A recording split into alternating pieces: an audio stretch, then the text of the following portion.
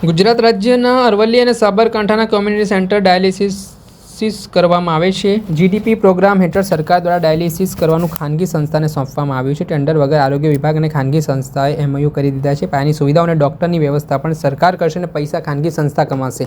આરોગ્યના વિભાગે સંસ્થાની માહિતીઓ પણ પૂરી લખી નથી। ખાનગી સંસ્થાઓ 1900 રૂપિયામાં ડાયાલિસિસ કરે છે। આ મામલે શું કહી રહ્યા છે કોંગ્રેસના પ્રવક્તા પાર્થિવરાજ કઠવાડિયા? તેમણે ગંભીર આરોપ કરતા શું વાત કહી તે સાંભળો। કૌભાંડો આ રાજ્ય સરકાર કરી રહી છે એનો એક પુરાવો આપની સમક્ષ લઈને આવ્યો।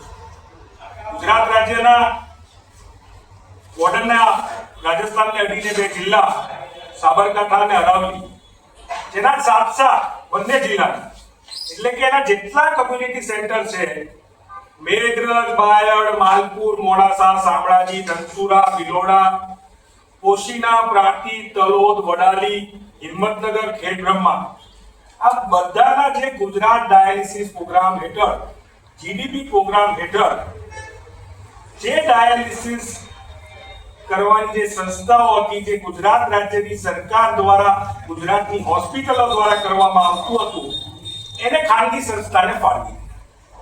આ ડાયાલિસિસ સેન્ટર એક સિમ્બાયોસિસ હેલ્થકેર કરીને સંસ્થા છે તેના નામે ફાળવી દેવામાં આવ્યા। ખાનગી સંસ્થા શું આ ખાનગી સંસ્થા કોની છે કે ટેન્ડર વગર ફાળવી દેવામાં આવે? સીધે સીધો એમઓયુ ગુજરાત રાજ્યના આરોગ્ય વિભાગે આ સંસ્થા જોડે કરી અને 14 જેટલા ડાયાલિસિસ સેન્ટર જેનું આખું ઇન્ફ્રાસ્ટ્રક્ચર ગુજરાતની જનતાના પૈસે બનેલું છે, જેને કહી શકાય કે એનું બિલ્ડિંગ ગુજરાતની જનતાના પૈસે બનેલું છે કે ડાયાલિસિસ માટેના જે મશીન ઇન્ફ્રાસ્ટ્રક્ચર આવે જેને કહી શકાય કે 4 કરોડ 20 લાખથી પણ વધુ કિંમતના મેડિકલ ઇન્ફ્રાસ્ટ્રક્ચર મશીનથી લઈને દરેક બાબત સુધી એની વ્યવસ્થા ગુજરાત સરકાર કરશે। ડોક્ટરની સુવિધા આપવાનું કામ ગુજરાત સરકાર કરશે અને માત્ર કમાણી કરવાનું કામ આ ખાનગી સંસ્થા કરશે।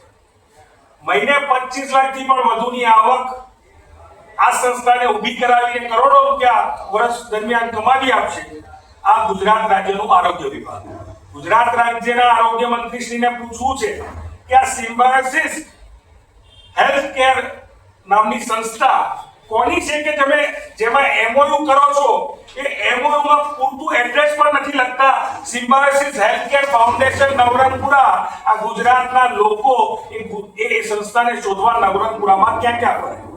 સ્પષ્ટપણે બધું જ ઇન્ફ્રાસ્ટ્રક્ચર આપણા બધાના ટેક્સ મનીથી ઊભું થયેલું ઇન્ફ્રાસ્ટ્રક્ચર અને ખાનગી સંસ્થાને ફાળવી જે પ્રકારનો મોટો ભ્રષ્ટાચાર આરોગ્ય વિભાગ દ્વારા આચરવામાં આવ્યો છે તે સ્પષ્ટ દેખાઈ આવે છે। ક્લેરિટી જોડે આંકડા બોલે છે।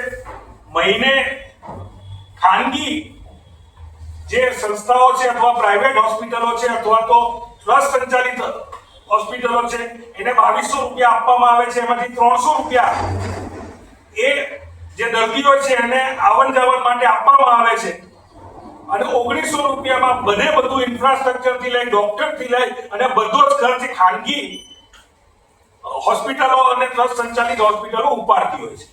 તો આ ખાસ સવલત સિમ્બાયોસિસ હેલ્થકેર ફાઉન્ડેશનને શું કામ આપવામાં આવી?